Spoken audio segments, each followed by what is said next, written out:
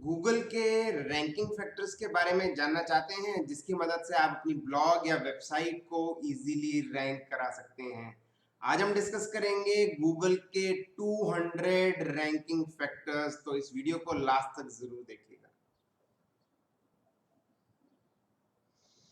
नमस्कार दोस्तों, मैं हूं गौरव अग्रवाल और स्वागत है आपका इन्फोटॉक्स पे। दोस्तों, जैसा आप जानते हैं आज हम डिस्कस करने वाले हैं गूगल के 200 रैंकिंग फैक्टर्स के बारे में। जी हाँ फ्रेंड्स, ये मैंने रेफरेंस लिया है एक बहुत ही पॉपुलर एसईओ एक्सपर्ट जिसका नाम है बैकलिंको। आप लोगों ने शायद उसका नाम सुना होगा। नहीं सुना है तो गूगल करके सर्च करिएगा। ये एक बहुत ही एक्सपर्ट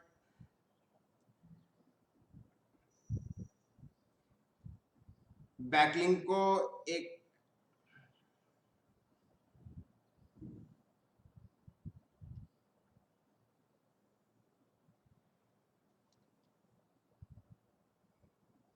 बैकलिंक को एसईओ के टॉप मोस्ट एक्सपर्ट माने जाते हैं और इनके इस आर्टिकल को मैंने पूरी तरह से एनालाइज किया। जितने भी 200 रैंकिंग फैक्टर्स थे उनको डीपली स्टडी किया और इतना ही नहीं, मैंने इन सब चीज़ों को अपने कुछ प्रोजेक्ट्स में इम्प्लीमेंट भी करके देखा और उसके रिजल्ट्स भी मुझे मिले। जैसा आप लोग जानते ही हैं कि मैं जो भी चीज़ अपने वीडियोस में लेके आता हूँ उसको पहले खुद से ट्राई करता हूँ। जब मुझे उसका रिजल्ट मिल जाता है और मुझे लगता है आपसे शेयर करना चाहिए, तभी मैं उससे शेयर करता हूँ। तो ये 200 रैंकिंग फैक्टर्स मैंने डिटेल में स्टडी किए हैं और इसको मैं इजी लैंग्वेज में कुछ एग्जांपल्स के साथ आप लोगों को बताऊंगा अपने इस वीडियो में। इनफैक्ट ये एक वीडियो नहीं होगा, क्योंकि इन 200 रैंकिंग फैक्टर्स को इजीली आप समझ सकें, इंप्लीमेंट कर सकें, उसके लिए हमने 9 कैटेगरीज में डिवाइड किया है। तो ये 9 कैटेगरीज होंगी। अगले 9 वीडियोस, इनफैक्ट इस वीडियो को लेकर के इसके बाद 8 वीडियोस और होंगे। तो आपने अगर अभी तक इस चैनल को सब्सक्राइब नहीं करा है तो उसको तुरंत सब्सक्राइब कर लीजिए, क्योंकि आगे आने वाले 8 वीडियोस आपको मिल जाएंगे इमीडिएटली। ये सारे वीडियोस मैं सीक्वेंस में लेके आऊंगा।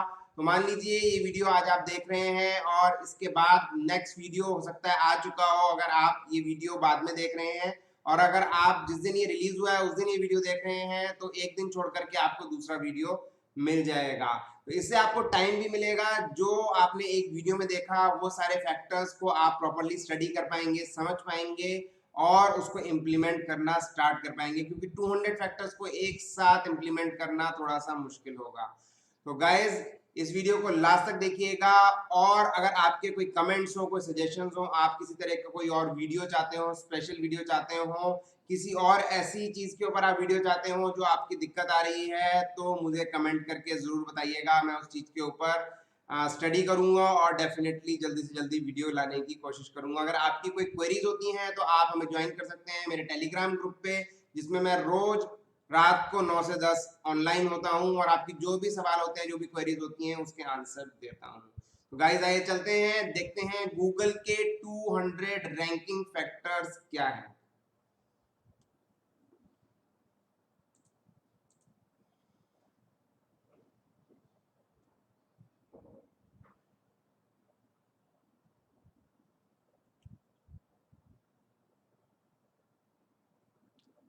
फ्रेंड्स, गूगल के 200 रैंकिंग फैक्टर्स के बारे में बताना स्टार्ट करने से पहले मैं ये चीज आप लोगों को बता देता हूँ कि ये रैंकिंग फैक्टर्स बहुत ही इंपॉर्टेंट हैं और अगर आपने इनको कर लिया तो इसके अलावा आपको कुछ भी और इंप्लीमेंट करने की जरूरत नहीं पड़ेगी। आपकी वेबसाइट या ब्लॉग बहुत आसानी से रैंक कर जाएगा। इसका मतलब ये नहीं है कि आपने इंप्लीमेंट कर लिए तो सेम डे ही वो रैंक कर जाएगा, ऐसा नहीं होगा, थोड़ा टाइम लेगा। बट डेफिनेटली ये सारी चीजें आपके ब्लॉग या वेबसाइट को रैंक कराने में मदद करेंगी और उसको बहुत फास्ट रैंक कराएंगी।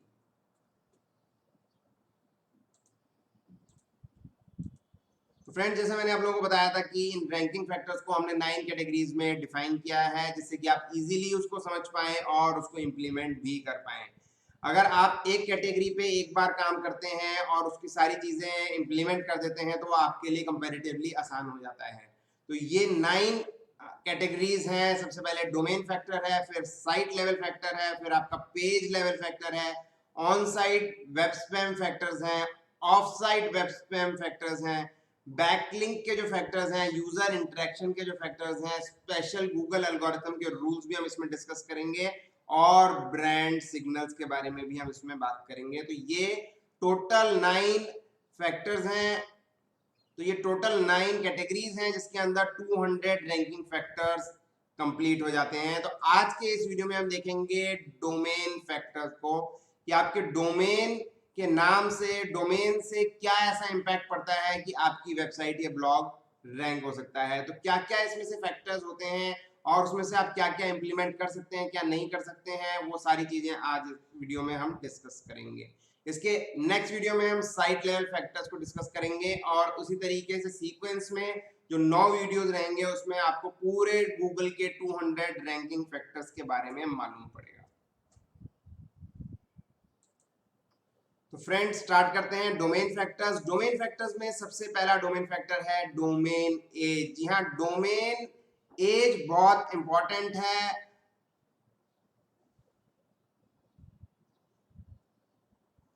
तो गाइस डोमेन एज बहुत इंपॉर्टेंट है। डोमेन एज का मतलब कि आपका डोमेन कितना पुराना है।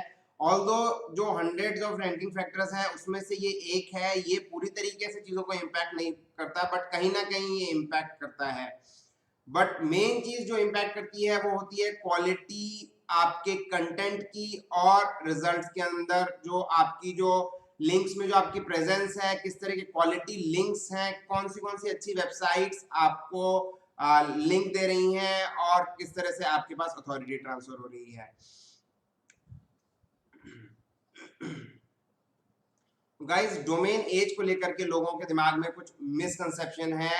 डोमेन एज का मतलब वो डेट नहीं जिस दिन आपने डोमेन परचेज किया था, बल्कि वो डेट जिस दिन आपकी डोमेन को पहली बार क्रॉल किया गया था। मान लीजिए आपने डोमेन परचेज करके रख दिया और आपने उसके ऊपर कुछ भी एक्शन नहीं लिया, तो डेफिनेटली डोमेन एज आपकी काउंट नहीं होगी as per the ranking factors. ऐसे तो डोमेन एज आपकी है, डोमेन की आपकी डेट है, बट रैंकिंग के मतलब से वो चीज तभी काउंट होगी जब आपके डोमेन पे कोई एक ऐसा पेज होगा या वेबसाइट होगी जिसको क्रॉल किया गया है गूगल या किसी भी सर्च इंजन के द्वारा। और ये चीज इजीली पता चल जाती है क्रॉलिंग रिजल्ट से, और ये क्रॉलर्स बहुत इजीली इसको समझ पाते हैं। फॉर एग्जांपल अगर मैं कहूँ कि जिस दिन आपने अपनी साइट को बना करके उसको गूगल के अंदर सबमिट किया, गूगल सर्च कंसोल में सबमिट किया, उसके बाद क्रॉलिंग स्टार्ट होगी और तभी से आपकी डोमेन एज काउंट होगी। तो मान लीजिए आपने कोई डोमेन लेके रख रखा है और उसमें आपने कुछ भी नहीं किया है, तो बेहतर यही रहेगा एटलीस्ट उस पर एक पेज ऐड कर दीजिए। आपका जो भी नीश है डोमेन से रिलेटेड, उससे रिलेटेड कुछ मेटा टैग्स या कुछ ऐसी इंफॉर्मेशन ऐड कर दीजिए उसके टैग्स में, जिससे कि कभी भी उस पेज को गूगल क्रॉल करे तो उसको ये पता चले कि किस रेफरेंस में ये डोमेन है, और वहीं से आपकी डोमेन एज काउंट होना स्टार्ट हो जाएगी।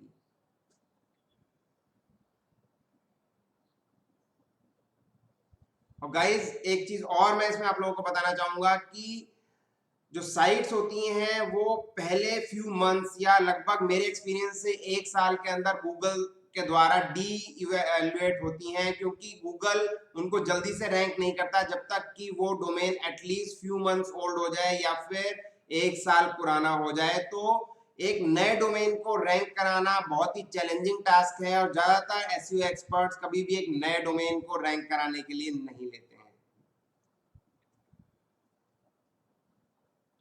गाइस नेक्स्ट डोमेन फैक्टर है keyword appears in top level domain. जी हाँ, कीवर्ड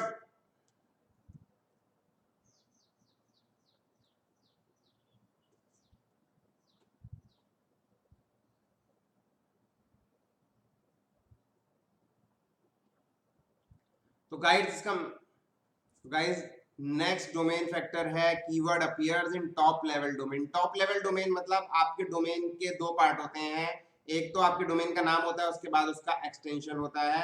तो इसका कहने का मतलब ये है कि अर्लियर इससे पहले ये चीज काम करती थी। मान लीजिए कि आपने अपना डोमेन नेम कीवर्ड से लिया है तो ये चीज कहीं ना कहीं वर्क करती थी, बट अभी भी ये काफी सिग्निफिकेंट है। ऐसा नहीं है कि ये वर्क नहीं करती है, बट अगेन चीज जो वर्क करती है वो है आपका कंटेंट। मान लीजिए कोई आपका कंपटीटर है, उसके पास डोमेन है जो कि कीवर्ड बेस्ड नहीं है, और आपके पास ऐसा डोमेन है जो कि कीवर्ड से आपने लिया हुआ है और उसका कंटेंट ज्यादा अच्छा है, आपका कंटेंट उतना अच्छा नहीं है, वो प्रॉपरली एसईओ के ऊपर और सारे फैक्टर्स के ऊपर वर्क कर रहा है, उसको रैंक करा पा रहा है, तो आपका डोमेन रैंक नहीं होगा, बल्कि उसके डोमेन को गूगल ज्यादा प्रेफरेंस देगा। बट फिर भी अगर मान लीजिए आप भी उतने ही एफर्ट्स करते हैं जितने एफर्ट्स वो कर रहा है, तो उस केस में आपको पहली प्रेफरेंस मिलेगी। और कहीं ना कहीं वहीं हमें डिफरेंस समझ में आता है कि कीवर्ड अगर आपके टॉप लेवल डोमेन में होता है तो उससे आपको बेनिफिट मिलता है। और ये चीज हमने प्रैक्टिकली ट्राई करी है हमारे एक क्लाइंट के डोमेन पे।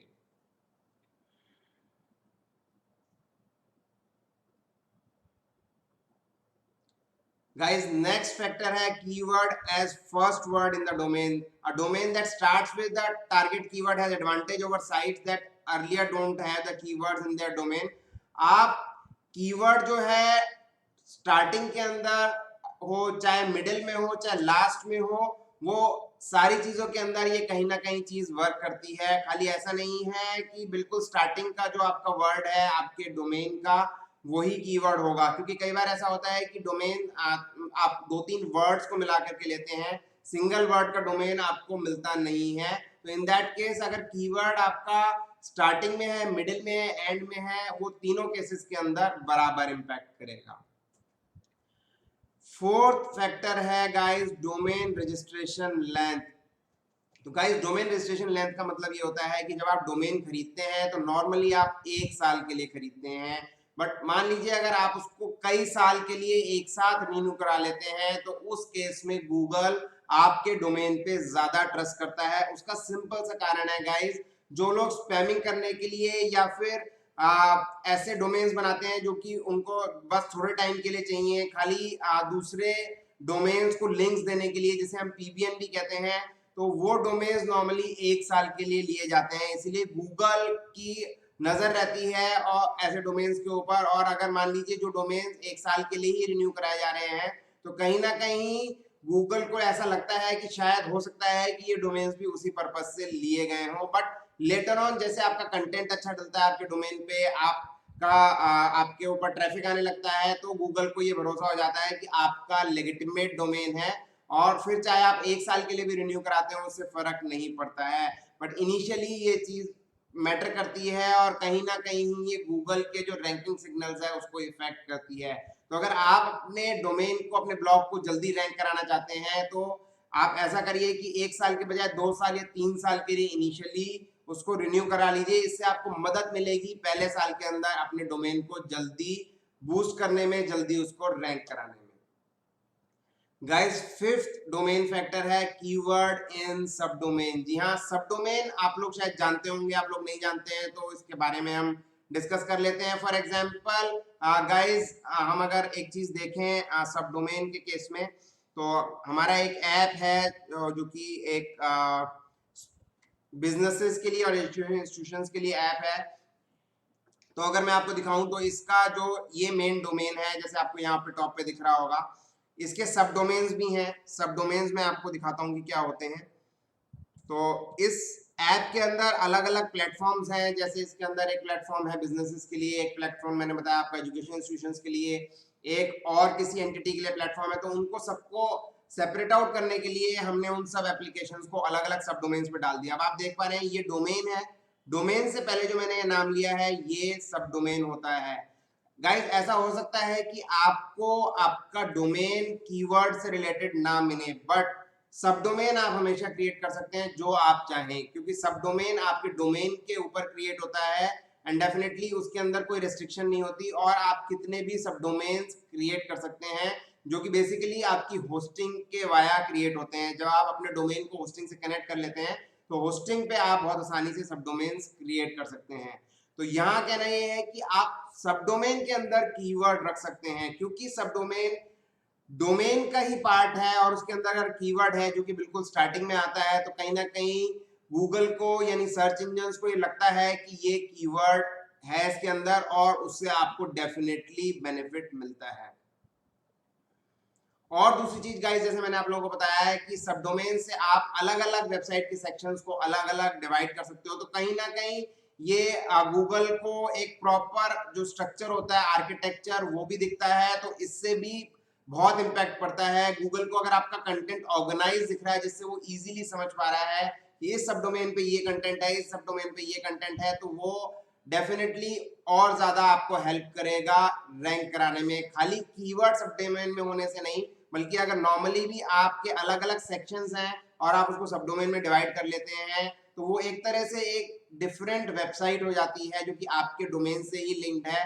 कहीं ना कहीं आपके डोमेन का भी नाम उसमें आ रहा है, और ये दोनों चीजें होती हैं जिसकी वजह से कहीं ना कहीं सब डोमेन इम्पैक्ट करते हैं आपकी रैंकिंग में। सब डोमेन में अगर कीवर्ड है तो भी, अगर नहीं भी है तो भी कहीं ना कहीं वो एक ऑर्गेनाइज्ड फीलिंग देता है गूगल को, बहुत आसानी से वो चीजों को अंडरस्टैंड कर पाता है और उसकी वजह से आप जल्दी रैंक कर जाते हैं। गाइस इसके बाद है हमारा 6th डोमेन फैक्टर, जो कि है डोमेन हिस्ट्री।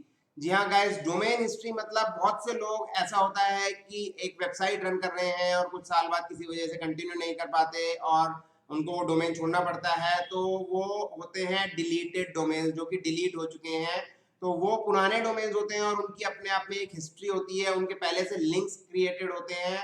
तो बहुत से लोग डिलीटेड डोमेन्स जिनकी वैल्यू अच्छी होती है, जिनके लिंक्स अच्छे होते हैं, उनको सर्च करते हैं क्योंकि उनको रैंक कराना आसान हो जाता है। जैसे कि मैंने आप लोगों को इनिशियली भी बताया था कि डोमेन अगर आपका नया है, कुछ फ्यू मंथ्स में गूगल को टाइम लगता है उसको ट्रस्ट करने में और उसको रैंक कराने में। तो अगर डोमेन पुराना है जिसके ऊपर लिंक्स भी ऑलरेडी हैं, तो कहीं ना कहीं वो बहुत आसानी से आप उसको रैंक करा सकते हैं।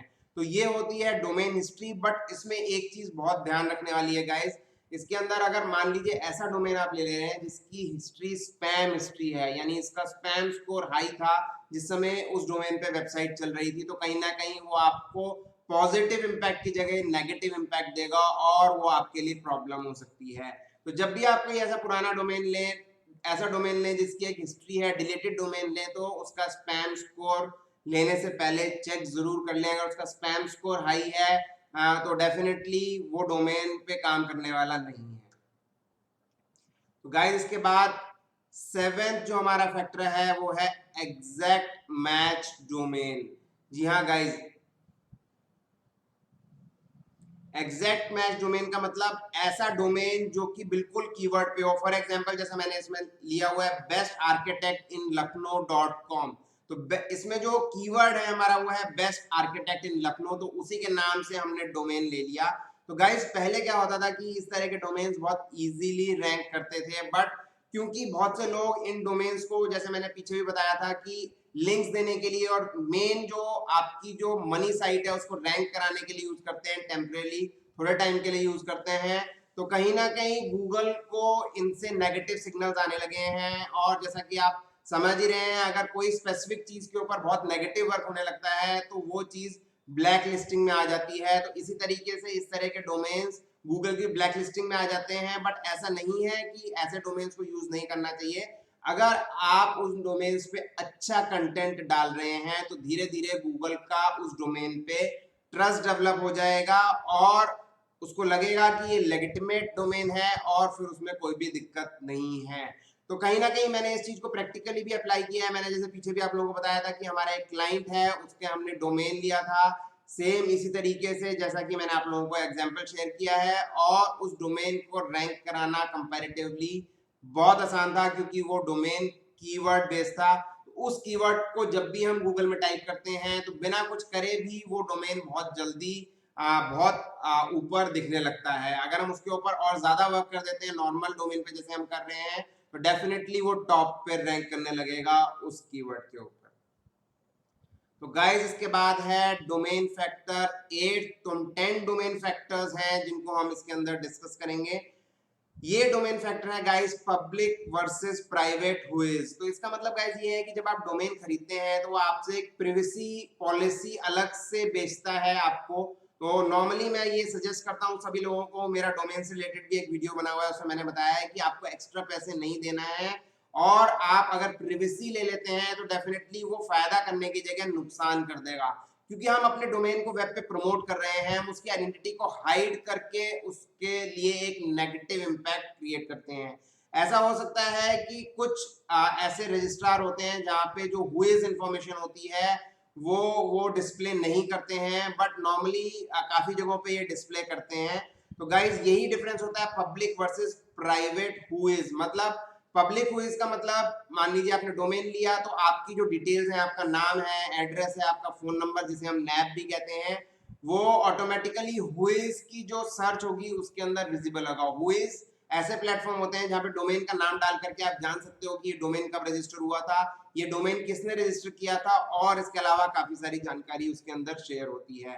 तो अगर ये जानकारी पब्लिक है तो डेफिनेटली ये हेल्प करती है गूगल के जब क्रॉलर्स क्रॉल करते हैं और हुईज को चेक करते हैं उस पर्टिकुलर डोमेन के लिए, तो उनको इंफॉर्मेशन मैचिंग मिल जाती है जो कि आपके वेबसाइट पे है, जैसे कि एड्रेस, नाम, फोन नंबर। तो ये सारी चीजें आपकी बिल्कुल सेम होनी चाहिए। अगर ये चीजें सेम नहीं है तो जहां से भी आपने डोमेन ले रखा है तो वहां आप कोशिश करिए कि ये हुईज इंफॉर्मेशन वही हो जाए जो कि आपने अपनी वेबसाइट पे डाली हुई है, और ये डेफिनेटली बहुत इंपॉर्टेंट होगा और ये कहीं ना कहीं बहुत ज्यादा इम्पैक्ट भी करेगा। मान लीजिए अगर ऐसा होता है कि जो आपका प्रोवाइडर है डोमेन का वो कहता है कि आपकी हुईज की इंफॉर्मेशन प्राइवेट ही रहेगी, इसमें हम कुछ भी नहीं कर सकते हैं, तो इन दैट केस आप कुछ नहीं कर सकते हैं।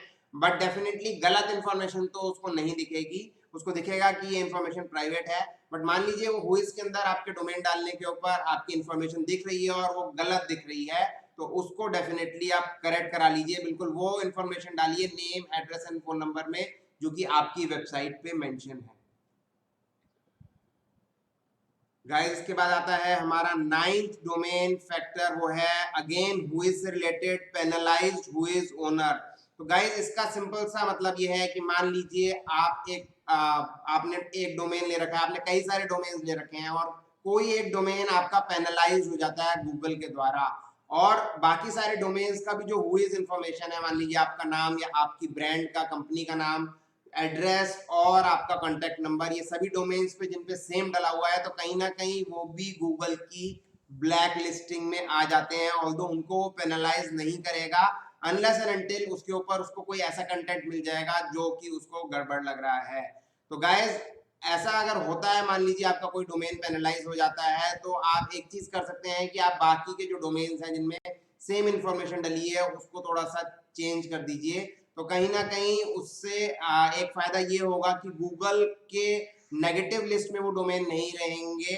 ऑल्दो एक्चुअली अगर आप ऐसा एड्रेस चेंज नहीं भी कर सकते हैं तो भी कोई दिक्कत नहीं है, आप बस इतना करिए कि कंटेंट उसके ऊपर अच्छा डालिए जिससे कि गूगल का ट्रस्ट उसके ऊपर बन जाए। थोड़े दिन जरूर लगेंगे बट एक बार गूगल को दिखेगा कि आपका कंटेंट अच्छा है तो गूगल के नेगेटिव लिस्ट से वो रिमूव हो जाएंगे।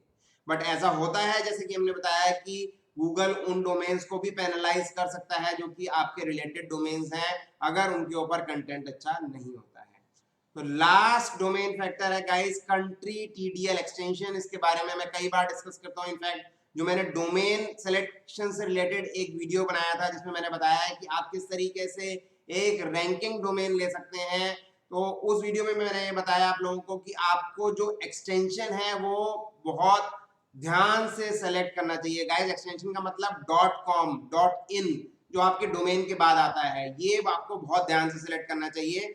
तो मान लीजिए कि आपका अगर ऑडियंस आपके कंट्री तक ही सीमित है तो इन दैट केस आप कंट्री स्पेसिफिक टीडीएल एक्सटेंशन ले सकते हैं। मान लीजिए आपका ऑडियंस सिर्फ इंडिया में है तो आप .in ले सकते हैं, आपका ऑडियंस सिर्फ यूएसए में है तो .usa ले सकते हैं। तो उसमें कहीं ना कहीं आपको एडवांटेज मिलता है, बट ग्लोबली एडवांटेज नहीं मिलेगा उस वेबसाइट को, आपके कंट्री स्पेसिफिक में एडवांटेज जरूर मिल जाएगा। अगर आपको एक ऐसी वेबसाइट बनानी है जिसकी ग्लोबल विजिबिलिटी हो, ग्लोबली आपको एडवांटेज लेनी है, तब आप .com डोमेन को ही प्रेफर करिए। तो गाइज ये थे हमारे 10 डोमेन फैक्टर्स, और मुझे उम्मीद है कि आप ये डोमेन फैक्टर्स प्रॉपरली स्टडी करेंगे और उन डोमेन फैक्टर्स को इंप्लीमेंट करेंगे। ये जो भी चीजें आप इस पीपीटी पे देख रहे हैं इसको आपको नोट करने की गाइस बिल्कुल भी जरूरत नहीं है, क्योंकि इसका लिंक मैं डिस्क्रिप्शन सेक्शन में दे दूंगा, तो आप बहुत आसानी से उसको एक्सेस कर पाएंगे। उसको बार बार आप रेफर कर सकते हैं, कितनी बार भी आप चाहें उसको आप रेफर कर सकते हैं। और आप क्योंकि आपको एक ऐसा लिंक मिलेगा मेरी तरफ से जिस लिंक के अंदर कल को कोई एडिशन होते हैं, चेंजेस होते हैं, तो वो ऑटोमेटिकली हो जाएंगे, तो आपको वो चेंजेस भी उसके अंदर नजर आएंगे। तो इसी तरीके से जो 200 रैंकिंग फैक्टर्स हैं उसका ये जो कंप्लीट पीपीटी है ये मैं आप लोगों से शेयर करूंगा, लिंक डिस्क्रिप्शन सेक्शन में, और उसके द्वारा आप इसको एक्सेस कर सकते हैं, आपको नोट करने की जरूरत नहीं है। और मैं उम्मीद करता हूं कि आप ये डोमेन फैक्टर्स को इंप्लीमेंट करेंगे और रेडी रहेंगे मेरे नेक्स्ट वीडियो के लिए जिसमें मैं आप लोगों को बताऊंगा साइट लेवल फैक्टर्स। तो गाइज ये डोमेन फैक्टर्स आप लोगों को कैसे लगे, इसके अंदर अगर आपकी कोई क्वेरी हो, कोई आपके कमेंट्स हो तो मुझे जरूर कमेंट करिएगा। जो भी आपकी प्रॉब्लम्स हैं आप हमारा टेलीग्राम ग्रुप ज्वाइन कर सकते हैं, तो उसके अंदर मैं जरूर उसको क्लैरिफाई करूंगा। गाइज अगर ये वीडियो पसंद आया तो उसको एक लाइक कर दीजिए, जिससे मुझे पता चले कि ये टॉपिक आपको कितने काम का लगा। एंड डेफिनेटली जब आप लाइक करते हैं वीडियो को तो हमें समझ में आता है कि आपको हमारा कंटेंट अच्छा लग रहा है कि नहीं, हमें किस डायरेक्शन में कंटेंट बनानी चाहिए जो कि एक्चुअली आपके लिए वैल्यू ऐड करे। गाइज आप इस वीडियो को अपने फ्रेंड से भी शेयर करिए, और अगर अभी तक इस चैनल को सब्सक्राइब नहीं करा तो तुरंत सब्सक्राइब कर लीजिए, क्योंकि 8 और वीडियोस हैं रैंकिंग फैक्टर से रिलेटेड, और मैं नहीं चाहता कि वो रैंकिंग फैक्टर्स आप मिस करें। मैं चाहता हूं कि वो रैंकिंग फैक्टर्स पे जल्दी से जल्दी आप काम करें, उनको इम्प्लीमेंट करें और अपने ब्लॉग या वेबसाइट को गूगल में रैंक कराएं, आसानी से रैंक कराएं, लॉन्ग टर्म के लिए उसको रैंक कराएं। क्योंकि अगर आप ये रैंकिंग फैक्टर्स को प्रॉपरली इंप्लीमेंट कर लेंगे तो कहीं ना कहीं ऑटोमेटिक रैंकिंग के अंदर आपको मदद मिलेगी। जो काम करके आप रैंक उसको 1 साल में करा पा रहे हैं, हो सकता है आप उसको 2 से 3 महीने के अंदर रैंक करा पाए। तो गाइज आपको अगर ये वीडियो पसंद आया तो लाइक जरूर कर दीजिए, ज्यादा से ज्यादा लोगों से अगेन शेयर कर दीजिए। मिलते हैं नेक्स्ट वीडियो में, तब तक के लिए कीप लर्निंग कीप ग्रोइंग।